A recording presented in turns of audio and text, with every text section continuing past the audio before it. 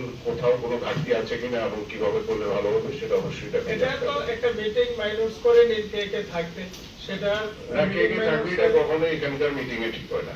এখানে only line ডিপার্টমেন্টের কাজ যেগুলো হবে সেই কাজগুলো নিয়ে আলোচনা হবে।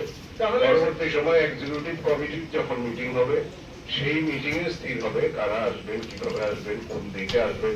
কারণ 7 দিনে অনেক প্রোগ্রাম। আমার জানা মতে গত বছর কিন্তু আর মিটিংও হয়নি, যেটা লোকাল হয়তো বা একটা ডিএম দিয়ে একটা মিটিং করে বিভিন্ন যেগুলো আছে সেগুলো মিটিং করা হয়, সাব কমিটির মিটিং সবসময় হয়। মিটিংও কিন্তু ভালোভাবে হয়নি। যে গত বছর আমিও কোনো মিটিং এর নিমন্ত্রণ পাইনি।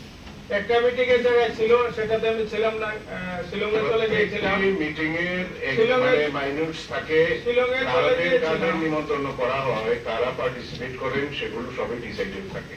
তারপর সেখানে মিটিং এর যেহেতু এসেছে সেটা আমরা নেক্সট মিটিং এ অবশ্যই আলোচনা করব। আরেকটা হচ্ছে আমাদের